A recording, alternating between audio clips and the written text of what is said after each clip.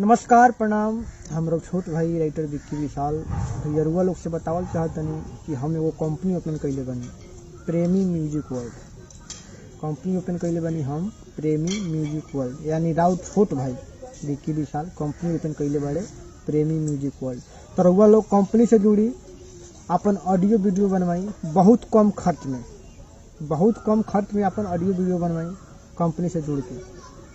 वैसे हम अपन नंबर भी बता देता नहीं, विशेष बात और हम बताई, नंबर हम नोट कर ली।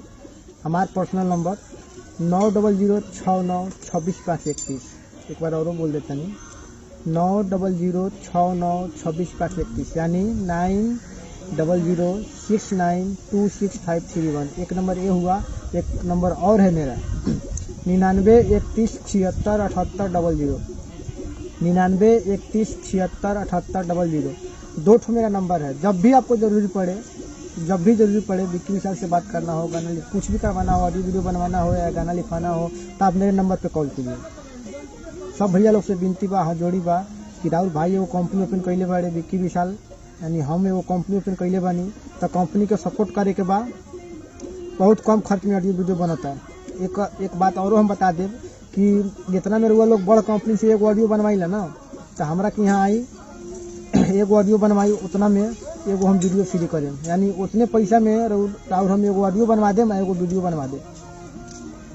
तो रुआ लोग सब भाई से विनती बा, हाथ जोड़ी बा कि आई कंपनी से जुड़ी, कंपनी को सपोर्ट करी। एक और बात, यूट्यूब पर सर्च मारी प्रेमी म्यूजिक वर्ल्ड यूट्यूब पर सर्च मारी।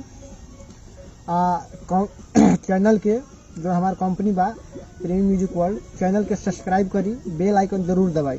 बेल आइकन दबाई तो सबसे पहले नोटिफिकेशन रहुआ पहले गिरी, यानी हमारा जो भी हमारा कंपनी पर चढ़ी ऑडियो वीडियो रहुआ के सबसे पहले देखे के मिली।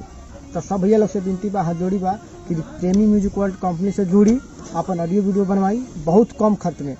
हमारा छोट भाई विक्की विशाल, हमारा पर्सनल नंबर एक बार और हम लास्ट बोल देता नहीं, 9006926531, 9006962531। एक और मेरा नंबर है 9931767800, यानी 9931767800। दो ठो मेरा नंबर है।